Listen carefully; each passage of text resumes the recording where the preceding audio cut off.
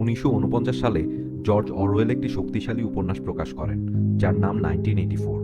এই উপন্যাসটিতে একটি দূরবর্তী ভবিষ্যতের সমাজ উপস্থাপন করা হয়, যেখানে সরকার সবকিছু নিয়ন্ত্রণ করে, যাকে পার্টি বলা হয়।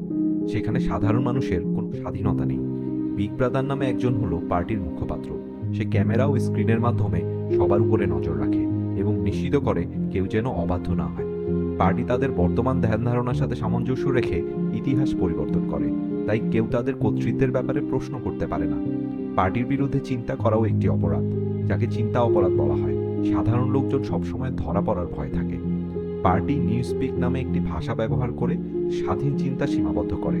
ব্যক্তিগত সম্পর্ক এবং প্রেম নিষিদ্ধ। পার্টি এগুলোকে তাদের নিয়ন্ত্রণের জন্য হুমকি হিসেবে দেখে।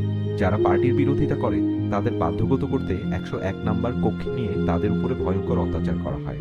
1984 আমাদেরকে একটি সরকারের কর্তৃত্ব এবং নিয়ন্ত্রণের ব্যাপারে সতর্ক করে। আমাদের স্বাধীনতাকে রক্ষা করতে সচেতন থাকতে হবে। আমাদের জানতে হবে কিভাবে ক্ষমতাসীনরা তথ্য পরিবর্তন করে। ক্ষমতাসীনদের প্রশ্ন করা জরুরি। অন্ধভাবে অনুসরণ করলে আমাদের অধিকার হারিয়ে যেতে পারে। একটি নিয়ন্ত্রিত সমাজেও আমাদের স্বাধীনভাবে চিন্তা করার ক্ষমতা বজায় রাখতে হবে। 1984 আমাদেরকে সত্যের শক্তির কথা শেখায়। যখন বাস্তবতা বিকৃত করা হয়, তখন সত্যকে আঁকড়ে ধরে প্রতিরোধ করতে হয়।